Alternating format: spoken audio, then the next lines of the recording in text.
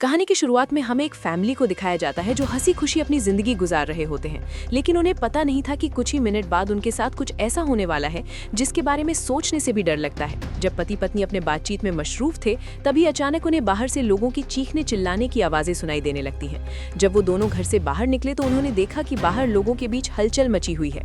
लोग अपने अपने घरों को छोड़कर भाग रहे थे, जैसे कुछ बड़ा होने जा रहा हो। जसन और बेथ ने देखा कि हमारे पड़ोसी भी घबराए हुए जल्दी जल्दी अपना घर खाली कर रहे हैं। जसन ने पड़ोसी से पूछा कि आखिर वजह क्या है, तुम लोग क्यों घर छोड़कर जा रहे हो? लेकिन वो लोग इतने जल्दी में थे कि उन्होंने जसन की बात का कोई जवाब नहीं दिया। वहीं उन्होंने देखा कि पड़ोसी का बेटा भी अपना सामान पैक कर रहा है। जसन ने जब उस बच्चे से पूछा कि तुम लोग कहाँ जा रहे हो, तो उस बच्चे ने जवाब दिया कि मेरे पापा का एक दोस्त गवर्नमेंट ऑफिसर है। उन्होंने कहा कि एक बहुत ही जहरीला वायरस फैल चुका है जो एक नॉर्मल इंसान को मॉन्स्टर में बदल देता है। लेकिन तभी वहां उस बच्चे की मां आ गई और उसे पकड़कर वहां से ले जाने लगी। जसन ने उससे पूछा कि आखिर ये बच्चा किस वायरस की बात कर रहा है, जिस पर इस बच्चे की मां ने कहा कि अभी बताने का वक्त नहीं है, अपनी वाइफ और बेटी को लो और इस शहर से जितना हो सके दूर निकल जाओ। ये सुनकर जसन और बेथ बहुत ज्यादा घबरा गए। उसके बाद जसन बिना सोचे समझे अपनी फैमिली को गाड़ी में बिठाकर शहर से बाहर ले जाने लगता है। मगर रास्ते में उन्होंने देखा कि जो पड़ोसी भाग रहे थे वो वापस लौट रहे हैं। ये देखकर उन्हें और भी अजीब लगने लगा। आगे जाकर ये लोग ट्रैफिक में फंस जाते हैं। जब जसन और उसकी फैमिली गाड़ी से बाहर उतरे तो उन्होंने देखा कि शहर से बाहर निकलने वाला अकेला रास्ता पुलिस ने बंद कर दिया है। आसमान में यहाँ वहाँ हेलीकॉप्टर्स पहरा देने लगे। लोगों को बताया जाने लगा कि शहर में एक जहरीला वायरस फैल गया है और तुम लोगों को जल्दी से घर वापस लौटना चाहिए। ये बात सुनकर जसन को कुछ अजीब लगा कि जब शहर में वायरस फैल गया है तो लोगों को शहर से बाहर निकालने के बजाय उन्हें शहर में ही क्यों रहने को कहा जा रहा है। तभी अचानक पास की पहाड़ से एक बड़ा सा पत्थर उनके कार पर आ गिरा। ये देखकर वो लोग बहुत ज्यादा घबरा गए। पहाड़ हिलने लगा। तभी उस पहाड़ के पीछे से 2 मिलिट्री के फाइटर जेट्स निकलकर शहर की तरफ बढ़े। वो 2 फाइटर जेट्स पूरे शहर पर बमों की बारिश करने लगे, जिससे पूरा शहर राख में बदल गया। जसन की वाइफ बेथ को फौरन समझ आ गया कि अगर वो पुलिस की बात मानकर घर लौट जाते तो उनका अंजाम बहुत बुरा होने वाला था। उसके बाद वो फाइटर जेट्स सड़क पर मौजूद लोगों की तरफ बढ़ने लगे। ये देखकर सभी लोगों में हलचल मच गई। अब सबको समझ आया कि गवर्नमेंट उन्हें मारना चाहती है। सभी अपनी जान बचाने के लिए यहाँ वहाँ भागने लगे, पर जसन और बेथ को समझ आया कि वो कहीं भी भाग ले, वो फाइटर जेट्स उन्हें मारकर ही रहेंगे। तभी बेथ ने पीछे मुड़कर पहाड़ पर एक स्कूल देखा और उसे लगा कि बचने के लिए वो जगह बेहतर रहेगी। जिसके बाद जसन, बेथ और जोई को लेकर स्कूल की तरफ पहाड़ पर चढ़ने लगे। पीछे ब्रिज पर मौजूद लोगों पर फाइटर जेट्स बम गिराने लगे। ये तीनों तेजी से दौड़ते हुए स्कूल तक पहुंच जाते हैं और खुशकिस्मती से वहां उन्हें एक टनल मिल जाता है और बम धमाके से कुछ ही सेकंड पहले वो जल्दी से उस टनल में घुस जाते हैं। जैसे ही बंकर का दरवाजा बंद हुआ, ऊपर एक जोरदार धमाका हुआ, लेकिन खुशकिस्मती से ये लोग बंकर के नीचे थे और इनकी जान बच गई। मगर इनके लिए हैरानी की बात ये थी कि आखिर ये कौन सा वायरस था कि गवर्नमेंट को शहर के सभी लोगों को मारना पड़ा। वो लोग कुछ भी नहीं समझ पा रहे थे। बस उन्हें ये पता चल चुका था कि अगर जिंदा रहना है तो चुपचाप बंकर में जिंदगी गुजारो। लेकिन इनके लिए परेशानी की बात ये थी कि आखिर ये लोग यहाँ कब तक जिंदगी गुजारेंगे और उन्हें पेट भरने के लिए खाने पीने का क्या करना होगा। अच्छी बात ये थी कि वहाँ ढेर सारा एक्सपायरी खाना रखा हुआ था जो 3 लोगों के लिए काफी लंबे समय तक चल सकता था। जसन की वाइफ बेथ बहुत ज्यादा परेशान थी। वो अपनी बेटी जोई के बारे में सोचने लगती है कि अगर ये बीमार हो गई तब इसका क्या करेंगे। और बेथ दरवाजा बंद करते समय उसका हाथ भी लग गया था, जिसमें काफी गहरी चोट आई थी। वो दोनों इस बात को लेकर भी घबरा रहे थे कि कहीं इस जहरीले वायरस ने उनकी बॉडी पर भी अटैक न कर लिया हो। मगर अभी ये सोचने का वक्त नहीं था। उन्हें अब इस बंकर को सेफ बनाना था ताकि ऊपर बंकर का दरवाजा कोई खोल न सके। जसन ने लोहे की जंजीर से बंकर का दरवाजा मजबूती से बंद कर दिया और तय किया कि अब उन्हें यहीं पर छिपकर जिंदगी गुजारनी है। लेकिन जमीन के नीचे रहने का जीवन आसान नहीं था। हर दिन वही एक जैसा खाना, पीने के लिए कीचड़ से भरा हुआ पानी और खाली समय में वो ताश खेलते। बाहर की दुनिया से उनका पूरी तरह से कनेक्शन कट चुका था। कई दिनों तक यहाँ रहने के बाद वो लोग बहुत ज्यादा इस बंकर में तंग हो चुके थे। लेकिन वो क्या करते? अगर ऊपर जाते तो उनकी जान नहीं बच पाती। इस जीवन ने जसन के परिवार को मानो इस दुनिया के अंत का एहसास दिलाया। जोई ने अपने पापा से पूछा, पापा हम यहाँ कब तक रहेंगे? जसन के पास इस बात का कोई जवाब नहीं था। उसने अपनी बेटी से बस यही कहा, जब बाहर वायरस चला जाएगा तभी हम बाहर जाएंगे। वो अपनी बेटी की आंखों पर उंगलियां रखकर बाहर की दुनिया उससे इमेजिन करवाता है। इस तरह से दिन गुजरते गए और फिर महीने। उन्हें नहीं पता था कि बाहर निकलने के इंतजार में उन्हें यहाँ इस बंकर में 300 से भी ज्यादा दिन गुजर चुके हैं। जोई अपनी माँ की बनाई हुई पेरिस्कोप से बाहर की दुनिया को देखती है। बाहर चारों ओर बस तबाही का मंजर नजर आ रहा था, जैसे ये पूरी दुनिया जलकर राख हो गई हो। वहाँ किसी भी इंसान का नामो निशान तक नहीं था। ये सब देखकर उस छोटी बच्ची को लगने लगा कि शायद हम इस दुनिया के आखिरी बचे हुए लोग हैं। माँ ने उसे दिलासा दिया कि तुम ऐसा मत सोचो, शायद तुम्हारे दोस्त भी कहीं हमारी तरह छुपे हुए हों। अब रात हो चुकी थी और डिनर का समय हो चुका था। उनके पास अब खाना भी कम बचा हुआ था, इसीलिए वो तीनों थोड़ा सा खाना खाकर काम चला रहे थे। आज जोई की जिद पर उसे पूरा एक कैन का डिब्बा दिया गया। जोई ने जब टिन का डिब्बा खोला तो उसने देखा कि टिन का डिब्बा अंदर से खाली है। इस डिब्बे के पीछे की तरफ एक छोटा सा छेद था, शायद कोई चीज इसमें से खाना चुरा गई थी। बेथ ने सारी बची हुई डिब्बों की जांच की तो पता लगा कि पूरे 12 डिब्बे खाली थे। ये देखकर वो बहुत ज्यादा परेशान हुए, क्योंकि ये तो उनके 2 हफ्तों का राशन था। बेथ ने वेंटिलेशन जाली की तरफ देखा और अंदाजा लगाया कि शायद कोई चूहा अंदर आकर खाना ले गया। बेथ ने कहा कि अगर ये चूहा है तो इसे जल्द मारना पड़ेगा, नहीं तो ये हमारा सारा खाना बर्बाद कर देगा। बेटी के उदास चेहरे को देख जैसन ने उसे दिलासा दिया कि छोटी छोटी बातों से परेशान मत हो, अगर खाना खत्म हो भी गया तो मैं ऊपर जाकर कुछ सामान ले आऊंगा। अगले दिन जब जोई अपनी माँ के साथ ब्लॉक्स में खेल रही थी तभी पीछे से हल्की सी आवाज आई। जोई ने जब पीछे मुड़कर देखा तो एक चूहा फिर से टिन फूड चुराने घुस आया था। इससे पहले कि वो चूहा भाग जाता, जोई ने फौरन अपने पेरेंट्स को बुलाया। आज उन्हें इस चूहे को हर हाल में मारना था। जैसिन गुस्से में चाकू निकालकर उसे टुकड़े टुकड़े करने के लिए आगे बढ़ा, लेकिन वो छोटा सा चूहा बहुत तेज निकला। वो जैसिन के वार से खुद को बचाते हुए निकल भागा और टेबल पर रखी लालटेन को भी गिरा दिया। जैसे ही वो अपने बिल में घुसने वाला था तभी बेथ ने अचानक झपटा मारा और चूहे को मार दिया। वो सब चूहे को मारने की खुशी मना रहे थे कि दूसरी तरफ लालटेन के गिरने से धीरे धीरे आग बढ़ने लगी। जैसिन दौड़कर उस लालटेन को बंद करने लगा, लेकिन वो लालटेन बहुत गर्म था, जिससे जैसिन का हाथ जल गया और लालटेन का शीशा फटने पर पूरे टेबल में आग लग गई। बेथ ने पर्दा फाड़कर आग बुझाने की कोशिश की। जैसन ने नल से आधी बाल्टी पानी निकालकर उस आग पर डाला। जैसे तैसे करके उन दोनों ने उस आग को बुझा लिया, लेकिन खतरा अभी टला नहीं, बल्कि अब उनके लिए और भी मुश्किल बढ़ने वाली थी, क्योंकि आग तो वो लोग बुझा चुके थे, मगर आग से निकलने वाले धुएं ने पूरे बंकर को धुएं से भर दिया था और वो धुआं धीरे धीरे वेंटिलेशन जाली से ऊपर की तरफ निकल रहा था। ये देखकर वो सब घबरा गए, क्योंकि ये धुआं उनका वहां होने का ठिकाना जाहिर कर रहा था। अब सब लोग सांस रोककर बैठे थे। जैसन ने कहा कि शायद रात का अंधेरा धुएं को छुपा लेगा और किसी को हमारे ठिकाने के बारे में पता नहीं चल पाएगा। वो तीनों डर के साए में पूरी रात जागते रहे। अगली सुबह उन्होंने खुद के तसल्ली के लिए पेरिस्कोप से बाहर झांककर देखा तो उनके पैरों तले जमीन खिसक गई।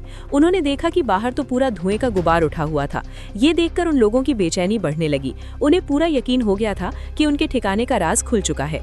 तभी बीत ने कहा कि अगर धुआं उठा है तो आसपास राख भी जमा हुआ होगा, जिसकी जांचबीन करते हुए हमारे ठिकाने का पता चल सकता है। इसीलिए अब हमें राख की सफाई करनी होगी। जिसके बाद पति पत्नी ने बाहर जाकर सफाई करने का फैसला किया। जाने से पहले जैसन ने अपनी बेटी जोई से कहा कि जोई, मुझे प्रॉमिस करो कि बाहर से चाहे तुम्हें आवाज आए या फिर कुछ भी हो जाए, बस तुम्हें बाहर नहीं निकलना है। बेटी से वादा लेने के बाद उन्होंने दरवाजे की जंजीर खोली, बाहर की आवाजों को ध्यान से सुना और जब यकीन हुआ कि बाहर कोई भी नहीं है तब दोनों ने मिलकर बंकर का दरवाजा खोला और बाहर निकल गए। अब उनकी बेटी अकेली अंदर रह गई। वो अपने पेरेंट्स का इंतजार कर रही थी, लेकिन बहुत देर तक इंतजार करने के बाद भी जब उसके माता पिता वापस नहीं आए तो उसने स्टूल पर चढ़कर दूरबीन से बाहर के हालात देखने लगी। जल्द ही उसने देखा कि उसके माता पिता बंकर के दरवाजे को छुपाने की कोशिश कर रहे थे, लेकिन तभी जोई ने कुछ ऐसा देखा जिससे उसकी सांसें गले में अटक गई। उसने देखा कि दूर जंगल में एक काली परछाई तेजी से उनकी तरफ बढ़ रही है। बच्ची ने जोर से चिल्लाकर पापा को पीछे देखने को कहा, लेकिन दूरी बहुत ज्यादा थी। उसके माता पिता सुन ही नहीं पाए। घबराहट में बच्ची अपने डर को भूल गई और सीढ़ी पर चढ़कर बंकर से बाहर निकल आई। बाहर आते ही उसे एहसास हुआ कि उसके माता पिता अब वहां नहीं थे। बच्ची ने बेचैनी में जोर जोर से अपने माता पिता को पुकारना शुरू किया। तभी पीछे से अचानक उसका मुंह किसी ने दबोच लिया। ये कोई और नहीं बल्कि उसकी माँ थी। कुछ सेकंड्स बाद एक जंगली हिरण का झुंड तेजी से वहां से गुजरा। हालांकि वो तीनों बाल बाल बचे, लेकिन बीत का डर और ज्यादा बढ़ने लगा। इन हिरणों का इस तरह भागना जरूर किसी खतरनाक चीज से बचने की कोशिश थी। सबको खतरे का अंदाजा हुआ और वो तेजी से वापस बंकर की तरफ भागे और बंकर के अंदर घुस गए। जैसन ने लकड़ी की पट्टियों से बंकर का दरवाजा बंद किया और लोहे की जंजीर से उसे कसकर बांध लिया और सबको बिल्कुल खामोश रहने का कहा। तभी उन्होंने ऊपर से कदमों की धीमी आहट सुनी। ऐसा लग रहा था कि जैसे कोई बंकर के दरवाजे की तरफ आ रहा हो। वो कई मिनटों तक लगातार बंकर के ऊपर इधर उधर घूम रहा था। ये तीनों आहिस्ता कदमों से बंकर के दरवाजे से हटकर आगे की तरफ जाने लगे और शायद अब तक ऊपर जो भी था उसे भनक नहीं लगी थी कि नीचे बंकर में कोई है। डर के मारे जोए रोने लगी। बीत उसे चुप कराती है और कहती है कि अगर आवाज बाहर तक गई तो सब खत्म हो जाएगा। वो तीनों धीरे धीरे बंकर के दरवाजे से काफी आगे बढ़ चुके थे। वो बंकर के दरवाजे से इसलिए आगे बढ़ रहे थे कि अगर कोई ऊपर से बंकर का दरवाजा खोल भी दे तो नीचे उसे हम नजर ना आए। लेकिन तभी जोई ने जो गुड़िया हाथ में उठाई थी उसकी रस्सी एक स्क्रू में फंस गई। वो स्क्रू धीरे धीरे ढीला होने लगा। ये देखकर जेसन और बीत की सांसें अटक गई, क्योंकि वो रस्सी गुड़िया में लगी आवाज के स्विच से जुड़ी थी। इससे पहले कि वो कुछ कर पाते, वो स्क्रू एक झटके से निकल गया और उसी पल तेजी से गुड़िया के अंदर से आवाजें आने लगी।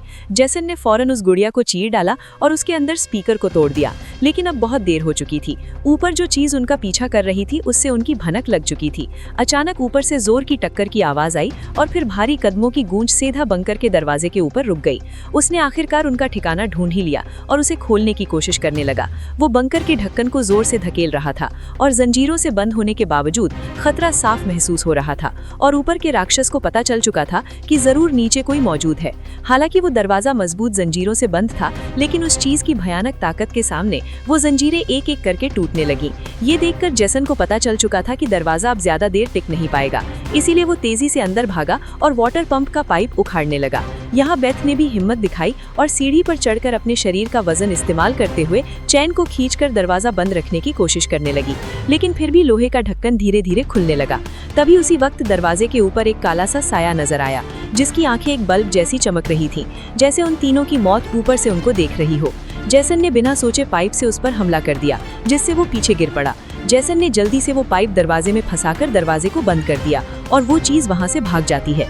लेकिन जेसन का शरीर अब भी बुरी तरह कांप रहा था। वो कभी सोच भी नहीं सकता था कि बाहर की दुनिया में न सिर्फ बेरहम सोल्जर्स थे, बल्कि खतरनाक राक्षस भी घूम रहे थे। वो पूरा परिवार सीढ़ियों के पास मायूस बैठ जाता है, क्योंकि अब उनका ठिकाना उजागर हो चुका था।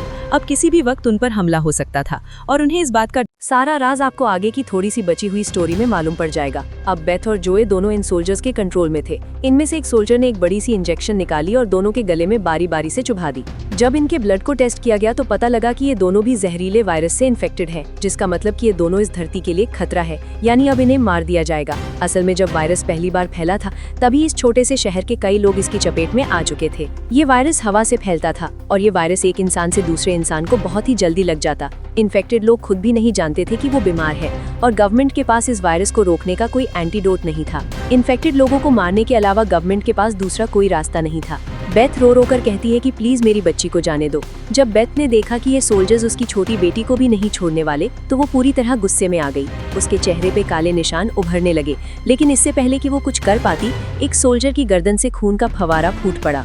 वो कोई और नहीं बल्कि मौत से लौटकर आया जेसन था। दरअसल बंकर में जेसन मरा नहीं, बल्कि वहाँ वो खुद पर कंट्रोल खोकर वहाँ सभी सोल्जर्स को मार डाला।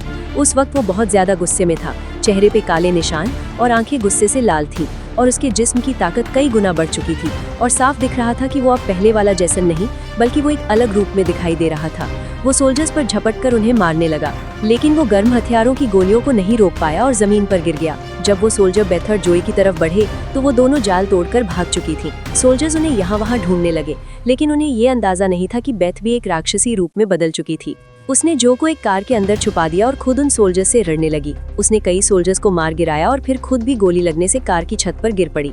अंधेरे में छुपी उसकी बेटी ने ये सब देख लिया। अपने माता पिता की हालत देखकर वो भी गुस्से में आकर अपना आपा खो बैठी। एक छलांग में उसने एक सोल्जर को गिराकर उसका मास्क तोड़ दिया और उसे मारने ही वाली थी कि बेथ ने समय रहते उसे रोक दिया। वो नहीं चाहती थी कि उसकी बेटी भी एक दरिंदा बन जाए। बेथ ने उसे शांत किया। धीरे धीरे लड़की की नसों की हरियाली गायब हो गई और वो फिर से इंसान में बदल गई। लेकिन सोल्जर की किस्मत इतनी अच्छी नहीं थी। उसका सेफ्टी मास्क टूट चुका था और वो धीरे धीरे वायरस से इन्फेक्टेड हो गया। दूसरी तरफ जेसन की हालत बहुत गंभीर थी। उसने बेटी के चेहरे को देखकर अपने हाथ की 2 उंगलियां उसकी आंखों से फेरी और जेसन ने हमेशा के लिए आंखें बंद कर ली। उसी वक्त एक और हेलीकॉप्टर आ गया। बेथ अपनी बेटी को लेकर भागी। कबाड़ के ढेर से गुजरते हुए वो एक सुरंग में घुस गए। तभी वहाँ एक रोशनी उनकी आंखों पर पड़ी।